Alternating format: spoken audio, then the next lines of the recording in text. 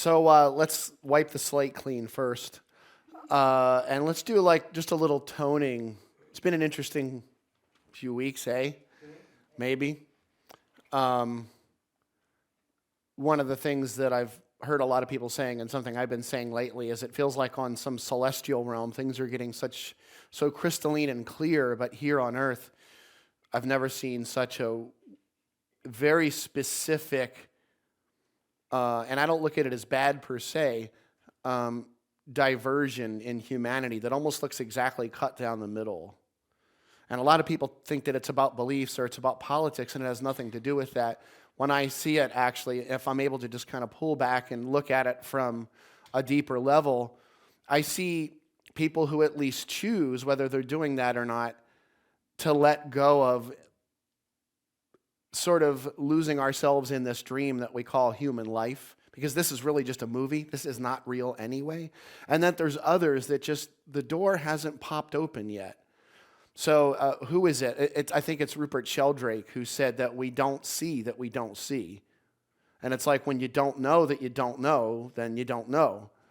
And it's that whole forgive them for they know not what they do. And I don't mean that in any kind of a judgment way, but until I kind of consciousness popped for me when I was 19 in 1991, it's like up to that point I didn't know that I didn't know. The door had never opened. And there was just this narrow range of frequencies that I was perceiving in my life, and I didn't believe any of the others because they had never plopped down in my lap. I couldn't hold it in my hand, and I wasn't in touch with a lot of these frequencies that are outside the realm of perception that the common everyday person just kind of wanders around not realizing is there, like within their grasp in any moment of time. So to sort of cleanse some air, let's just do one tone. We're going to make a sound 3 times. It's one of the sounds for light. I'll say this, we've done this tone here before. That kind of a light, well, that's a fluorescent light, but a direct light like that you look at, a masculine light, that would be considered masculine. But this light as it reflects, it'd be better if it was the sun rather than fluorescent. But the reflection on my hand, that's called Ra in ancient teachings. The reflection of that light is called Nu Ra. Technically, there's an H sound in the middle, Nu Ra. But I'm not going to make you try to do that. So the sound Nu Ra, Ra is light. Nu Ra, what does new mean in modern English? New. It means new, which means what? Unique, fresh, never happened before. But intriguingly, there's nothing new under the sun. Nu Ra, which is also moonlight, is actually Ra, which is sunlight. And Ra was also the representation of the God light, and human light was called Nu Ra, a reflection of God light. So if moonlight's a reflection of the sun, human light, human awareness is a reflection of God, the one, Ra. So, and I'll also say that when one becomes aware, not that you're even necessarily a reflection of that God light, but that you are that God light. In Egyptian, that was called Ra, which was represented by a mythology of someone called Horus. And in Christianity, it was called Christos, the open channel of divinity, which was represented by the guy Yeshua, or Jesus. And most people don't even know that 87 to 92% of the Jesus story comes from ancient Egypt. It's not Christian in any way, shape, or form. So, shake that box a little. We'll do that more next month. I'll actually be back in like 4 weeks, right? So the sound we're going to make just sounds like this. It doesn't have to be perfect pronunciation, never mind pitch. It's going to be kind of like this. What I say is, when we tone Nu Ra, just be aware kind of a sunset or a sunrise. Before the sun comes above the horizon in the morning, it's called Nu Ra. The light is called Nu Ra. As soon as it hits your eye directly, it's called Ra. It's the same light. But what we're going to do is much like a sunrise.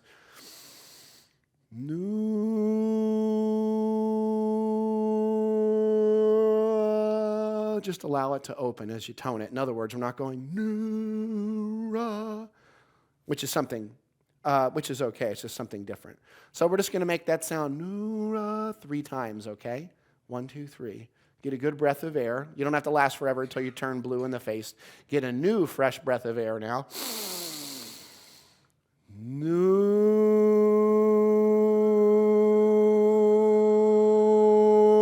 1,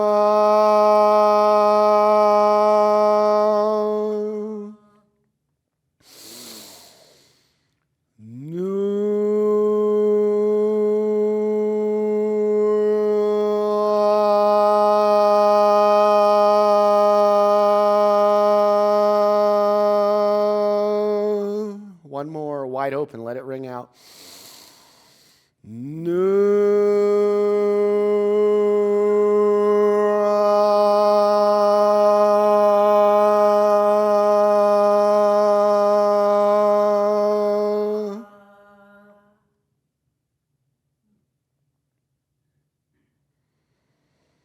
Feels good, huh?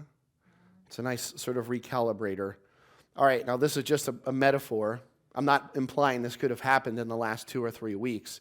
But let's just say at some point in the last 2 or 3 weeks, you had the news on the television, and a particular piece of information came on, but you weren't looking at the TV. You were looking off out the window, washing dishes, looking at something, the newspaper. What do you do when that piece of information comes on the news? What is your response usually when something comes on that surprises you? But what do you actually physically do? You turn and you look at the television. Now let's talk about that a little. Anybody ever met people that are very sight-based? They need facts. They need to know that something's in their hand before they can believe in it. And there's not something wrong with that per se. But intriguingly, I'll say that, first of all, the human ear has 10 times the frequency bandwidth of the human eye. The human eye can only perceive within 1 octave of vibration, okay? An octave. The piano's here, so 1 octave of vibration, okay? That's it. So the eye has... That's all it's got. Now, on that keyboard there is about 8 octaves. That's the eye, actually, that I'm speaking of. The human ear can perceive a bandwidth of around 10 octaves, 10 times that of the eye. As a matter of fact, the ear is so ultra-sensitive that if your eye were able to, just for 1 microsecond, be able to perceive what the ear can perceive in terms of bandwidth, you would instantaneously go blind because it can't handle that kind of information. It's too much information. You would literally go blind instantaneously. It's a real common philosophy in a lot of the ancient teachings that the eye was considered yang, which is masculine, something that projects, something that has a strong force to it, unaware of itself, let's put it that way.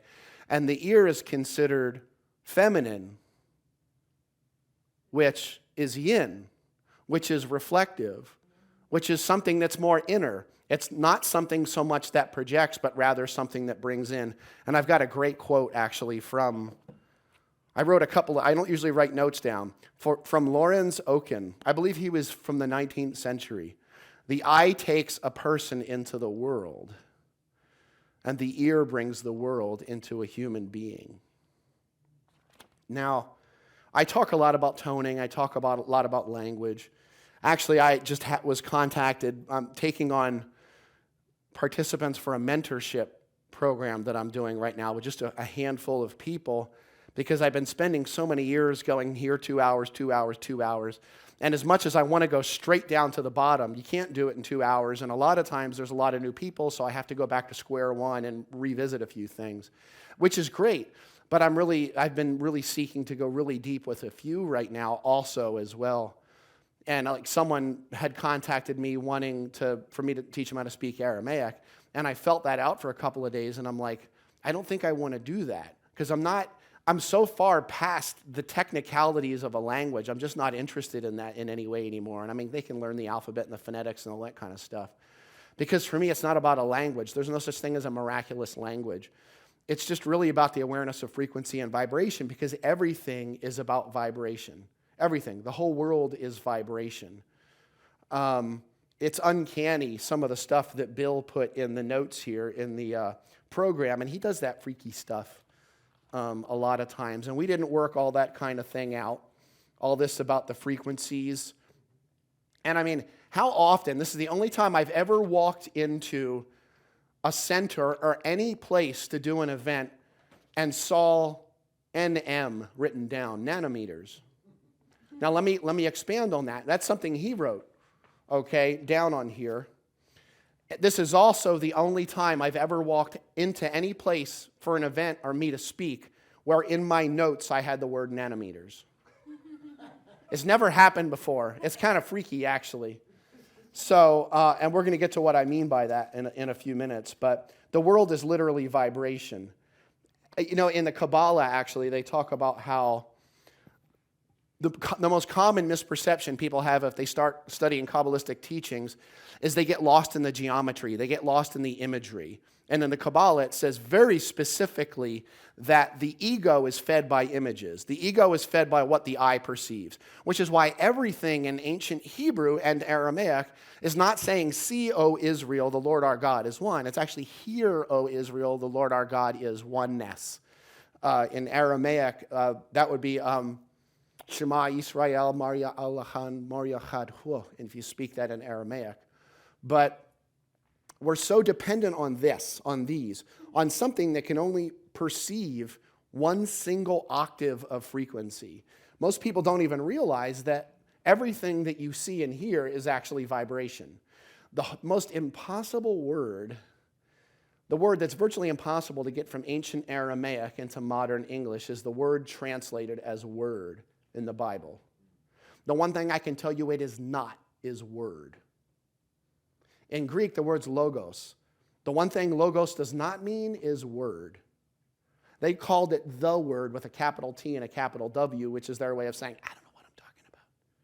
In Lexis or Lego in Greek would be word. In Aramaic, the word milta, translated as word, mela, would be a word on a page, intriguingly. But the closest, there's a section in my book where I originally wrote 6 pages of nothing but words that were examples of what the word word means in Aramaic, melta. In the beginning was the word. And then I realized 6 pages was just slightly overkill, so I cut it down to about a half a page. And then I said there's no way to translate from ancient Aramaic or Koine Greek, there's no way to translate those words into any other language. Frequency, vibration, emanation, outpicturing. This one doesn't sound as romantic. Outgassing. Literally, and there's all this talk about this Big Bang. Does anybody that's really into science? The Big Bang thing's brand new. It's only a few decades old.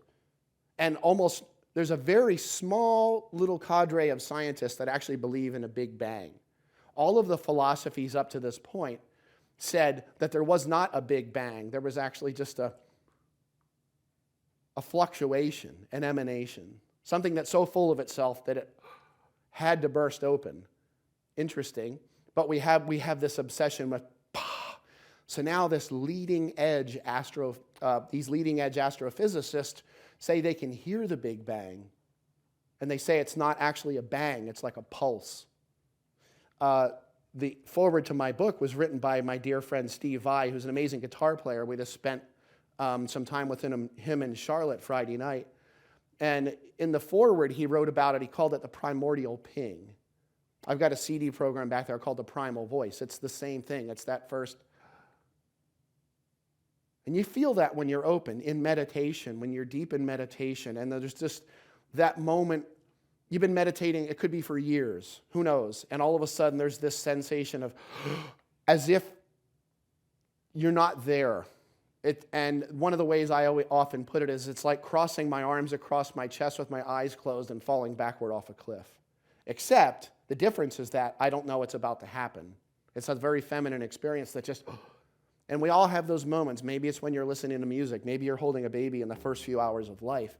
These are all sensations of frequency and vibration. Most people don't realize that if I hit a note on a piano, I'll give you an example actually here. If I hit a note from this bowl. Hear that? There's more than one pitch here, by the way. There's a couple of them going on there. But that wobble, and then there's that really high pitch. You know what that is? That's frequency, it's oscillation, it's rhythm. When we hear music like rock and roll, we consider that rhythm. But if I start taking a beat, something we would call a beat or a rhythm, and getting it faster, eventually I'm not going to be able to do it. It starts getting faster and faster and faster. We don't hear the beat anymore. We start hearing it as a sound wave, like this. You keep going higher and higher and higher and higher and higher and higher and higher and higher and higher, about 65 octaves from most of the sound realm, all of a sudden it enters into the visual realm. And you've got 1 octave that you can perceive in the visual realm, okay? Now, what's really amazing about that is at the root of everything is vibration. There's nothing but vibration. I got a couple little pieces here I want to open you into. Okay, now on Earth Day. And Earth Day is 23 hours, 56 minutes, and 4 seconds. You'll remember this tomorrow. So that's 86,164 seconds in the time it takes for the Earth to go through one spin, okay? Now, it's interesting, 86,164. If you transpose that vibration up exactly 65 octaves, this freaked me out in your notes here, in your thing. It enters into, see, he's got violet, indigo, blue, green, yellow, orange, and red. This one starts at 375 nanometers. It goes up to about 780 nanometers. And that's the frequency range for human sight. Funny though, exactly 65 octaves, in other words, you're speeding up the spin rate of the Earth, exactly 65 octaves up, it turns into the midpoint between orange and red, the 2 colors at the top here, which are at the absolute top end of the spectrum of what we can perceive with our eye. It's almost exactly in the middle of the two, 702 nanometers, which is almost the exact midpoint. Anybody ever noticed orange-red anywhere? 2 days ago. 2 days ago? When? When the big fires were going. Fires? Anything else? Not the fires. Here's some right here. It was the clouds. Yeah, the fall, autumn leaves. Autumn leaves, the sun. You ever noticed anything that the most, what I would say, the most essential frequency holders of a spiritual vibrations on the planet, you ever notice what their robes are, the color of the robes? It's orange-red. Interesting. If you go up exactly 1 octave of vibration up from that vibration of 702 nanometers, you hit the exact vibrational frequency of deoxyribonucleic acid, DNA. Exactly 1 frequency up from the orange-red of a monk's robe. It's all frequency. Now, what's interesting about this is that a lot of the buildings that were built, not only in ancient times, like the pyramids, the Taj Mahal, a lot of these structures that we would consider to be sacred then were actually in exact proportions of vibrations, exact octave proportions of the rotation of the earth, of 1 year, which is called a sun year, of the earth going completely around the sun, the moon tone, which is 1 month. And they actually specifically, most people don't even know this, they were creating buildings with geometric structures of frequency that if you put it into music, you'd actually be able to hear it. It would sound like a beautiful piece of music. Anybody that loves astrology, every single one of the planets has very specific frequencies of not only going around the sun, but its own spin rate itself. I'm trying not to use the scientific terms because I'm trying to get you out of the words that we're commonly using here. And all of these frequencies can actually be put together so you can even hear your own astrological chart, like music. One of the people that I studied for the last 25 years is a guy named Stanley Tenen, who I talk about in my book several times, who was one of those people that back in the 60s went, wait a second, I feel like I should look at the first verse of the book of Genesis in Hebrew, letter by letter. He was a mathematician. He didn't speak Hebrew, but he knew the Bible, or he knew the alphabet. So he was able to see numerical patterns that someone would not see if they were absorbed in the language, because they would only see words and root sounds and things of that nature, intriguingly. And he was the one that realized that the beginning of Genesis forms what's called a toroidal sphere, which is, could you do me a favor and grab the Anana CD? Is there one that's out of a package? The toroid, if you, let's say that you're God, you're something that's non-manifest, you are the one, the only, and your mouth is full of yourself. Let's call that self smoke right now. What would emerge from your mouth if you went, and breathed out, what comes out of your mouth? Smoke ring. A vortex, yes. Vortices. A toroidal sphere. Now, this is the most naturally self-replicating, self-regenerating flow pattern in all of existence in the physical world. This is the pattern that the human heart sends out for 17 feet in all directions. It's not just a donut or a bagel. Stan calls it the bagel theory of reality. It's not just that. It's actually twisting and turning upon itself and expanding outward in all directions. Now, when we see a picture of the cosmos, I'm going to pass that around. We think that the cosmos, the Milky Way, is spinning out like this, but it's not. Number one, it's not three-dimensional, it's four-dimensional, and it's actually turning this way and spinning in multiple directions and flowing through that pattern at the same time. Now, what I'm saying is what's really intriguing here is the flow patterns that the human ear perceives. It is the natural, empathetic outpicturing of any kind of vibration that you hear. We tend to think of sine waves like this, but that's just a one-dimensional depiction on some kind of chart. It actually is something that twists and turns. On the cover of my book, it took a while, but the artists, I told them I wanted it as if a pebble was dropped in the center of the water and the cosmos was centered over top of it, and then the ripples went out. Because this was an actual experience I had the first time I toned the Aramaic Lord's Prayer in the mountains of Missouri, the Ozarks, back in '95. And I was sitting there, and the sun was coming up early morning, sitting on this lake, and I had the oar or the paddle across the canoe, and I was just sitting there until it was absolutely still. I didn't do this on purpose. It just happened that way. And all of a sudden, I found myself going, oh, the first sound of the Lord's Prayer, aun. And I opened my eyes and I saw those ripples moving out. And then after a minute or two, I saw the ripples coming back in and they were intersecting. They were creating all these patterns and fractals. And then I realized my voice was reflecting off of the water. My voice was reflecting off of the rock walls because I was in a little canyon. My voice was reflecting off the aluminum canoe. And I started losing sense of what was the sound I was sending out and what was coming in. But notice, when something's going on and there's something that startles us, the first thing we want to do is turn and look. Does anybody know why that is? Why do anthropologists say we tend to turn and look? Is it sort of like when something happens and scares us? It's a survival mechanism. And it's not necessarily only sound. What are the two sounds they say children are born with? They cry and they... What are the two fears that children, they say, are born with? No, they're physical. Somebody just said it. Falling and Falling and what? loud sound. A falling and a loud sound. Oh, okay. Now let me ask you something. When you're in that deep state of meditation and you feel as if, has anybody ever had that? As if you're falling through time? It doesn't feel great the first time it happens. When it happened to me when I was 19, it scared the living hell out of me.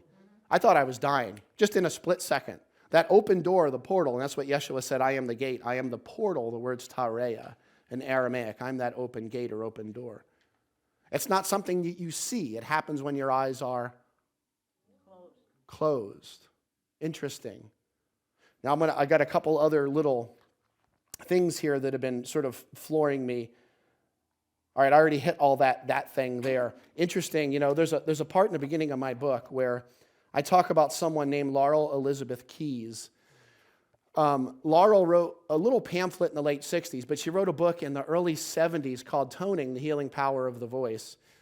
It was re-released recently where they put an audio recording with it, a CD with it.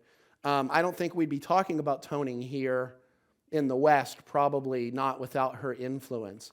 But she talks in the book about something that we all have experienced, especially if you were like around Haight-Ashbury in the late 60s. And you used to go to see the Dead at the Fillmore.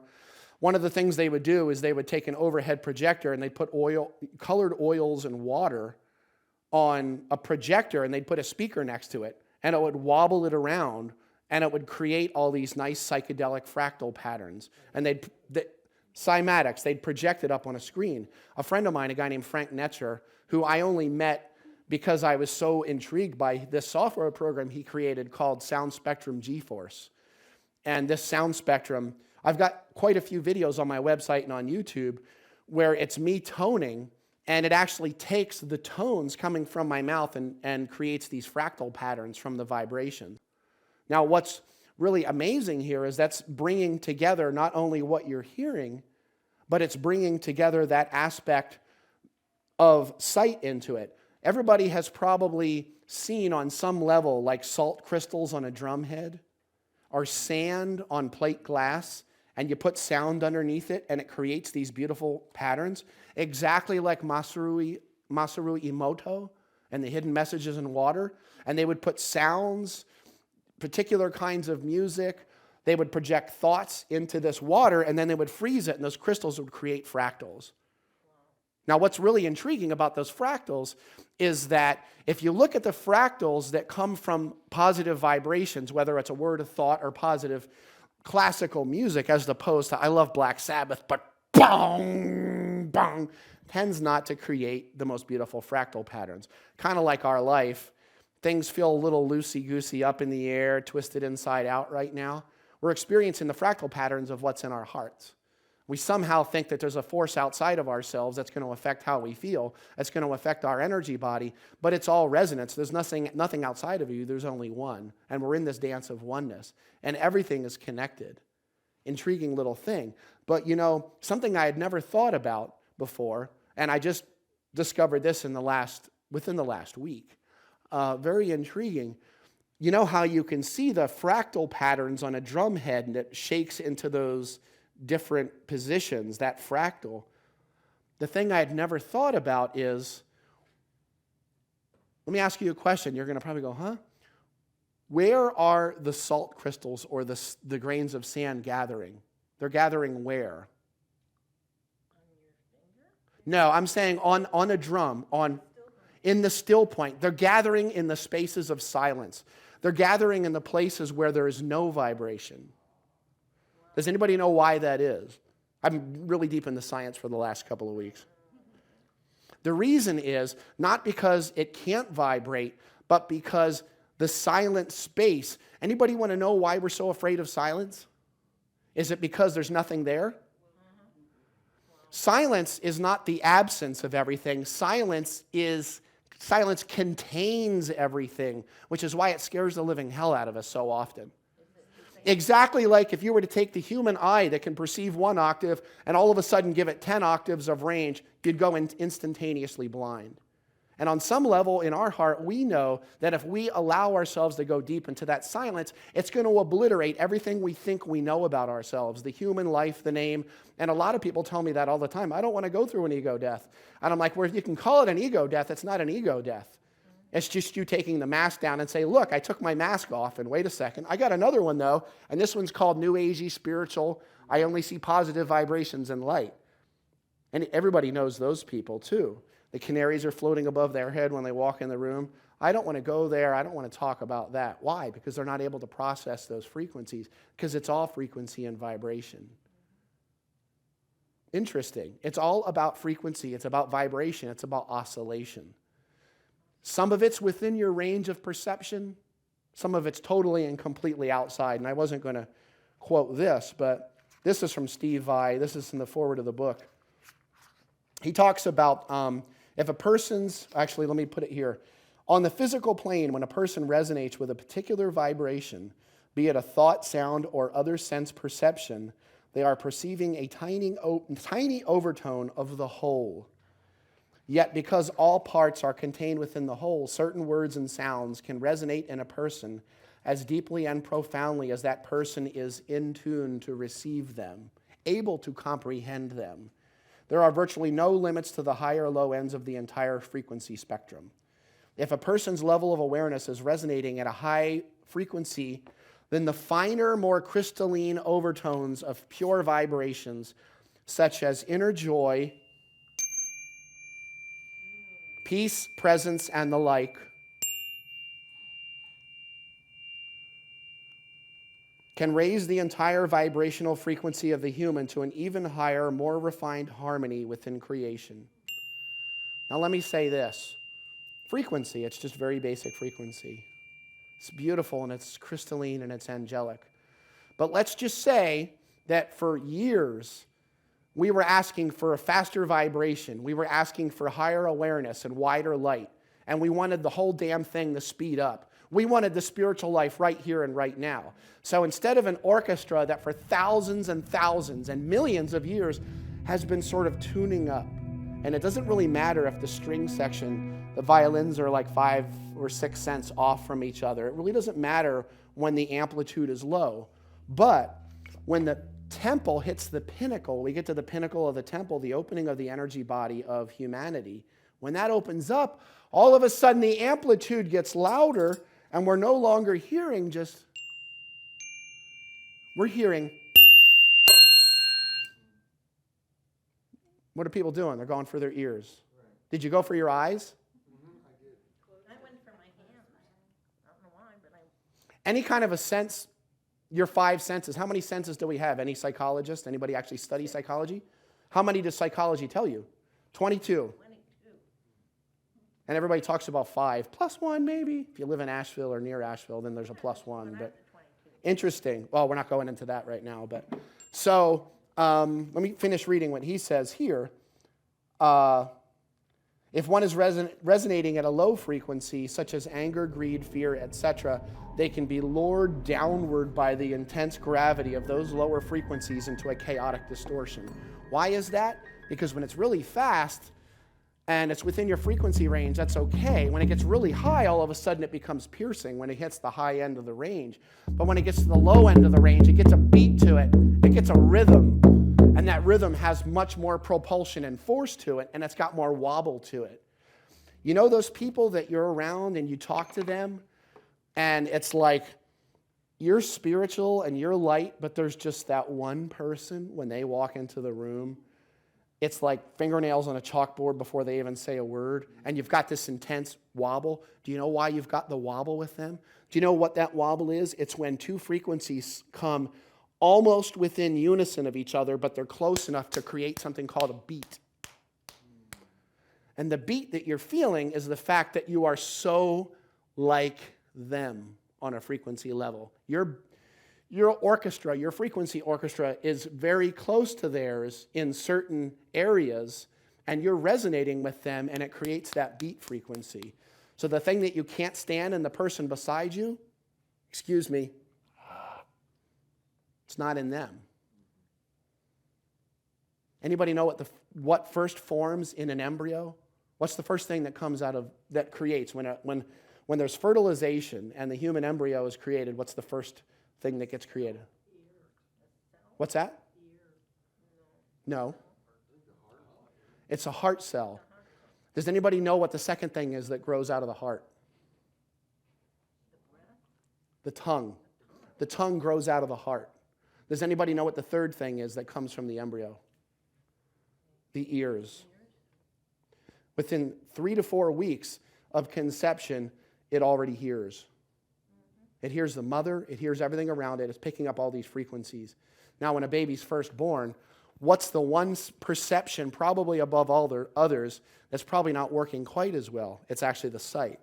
But it's intriguing now because I've seen children being born now that are focusing across the room, whether people want to believe it or not, straight out of the womb. So the whole game's kind of getting turned up on itself. But one more little piece here from Steve.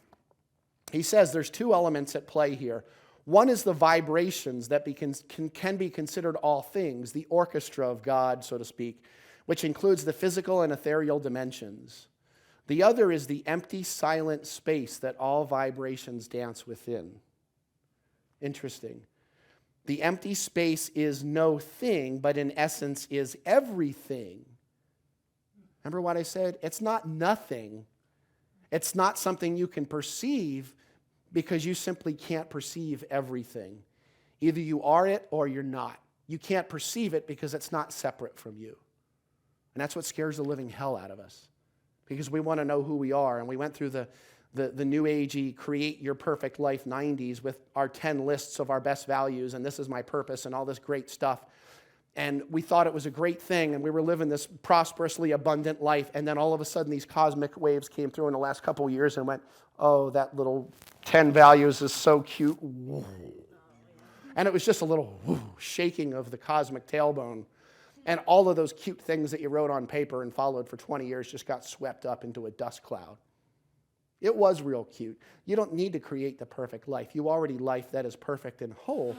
We just need to allow ourselves to be open to that silence so that life can live perfectly through us, which is what on earth and as it is in heaven means. Heaven is the wholeness. Earth is the fragmentation. And we think that there's something we can do to think our way into creating a perfect world. What we need to do is get our crap out of the way and get all of our thoughts and those limited frequencies out of the way so that life can live perfectly through us. Steve says, this empty space is no thing, but in essence is everything as it permeates and puts into motion all vibrations, making all things both everything and nothing. This is an F, and it's green. This is the frequency of the human heart chakra. This is the paradox of reality that the human mind is incapable of comprehending, but the conscious awareness is capable of perceiving when in tune. Everything that's happening for us has nothing to do with what's happening in the world or politics or your family or the economy or religion. Masculine doesn't mean outie. Feminine doesn't mean innie. You notice that the two major icons we lost this year were Prince and David Bowie. How much more androgynous can you get? Everything that we thought was so is not so because it's not real anyway. Yogananda said, to become the ever-joyous witness of a stupendous cosmic drama. You find that cosmic drama and you see through that cosmic drama in the silence, which is not nothing. It's everything.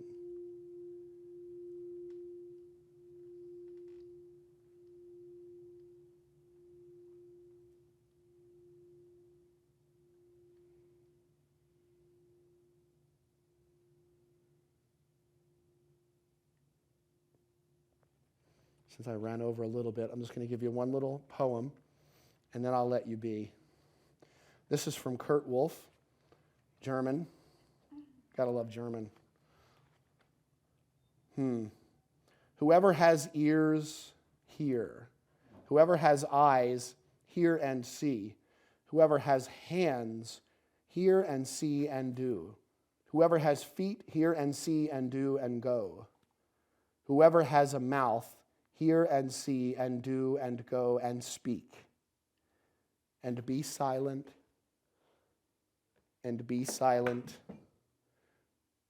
and be silent.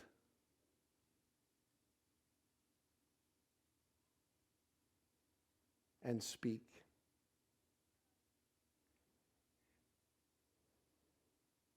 There's never been a more important time for you to let go of whatever's scrambling around in your head, because there's not a single thought in your head that's real.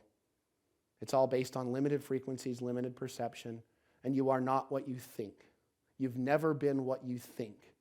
You don't create what you think. You create what you feel. You create what's obvious to you. And your thoughts cannot even come within 1,000 realms of even grasping what it is that you feel. Don't believe what they said about change your thoughts, change your life. Changing your thoughts changes your perception of the dream. But you're not the film. You're not the movie that's on the screen. That's a dream. And you're not the film strip in the projector, which is your thoughts. You're the light in the projector, but there's no movie, there's no film strip, and there's no projector. There's just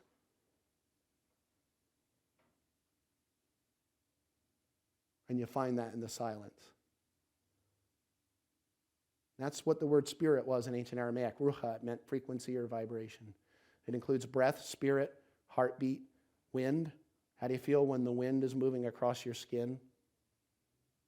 Cosmic expansion, magnetism, electricity. So if you want to go deeper into life, just let go and start using these. There's a reason why there's two of these. This thing makes stuff up that it doesn't comprehend. It fills in gaps that aren't there. And whatever you think you're going to see is what you see. But what you hear is something that's so much more profound. So I just say thank you for letting me go off, and thank you for being open.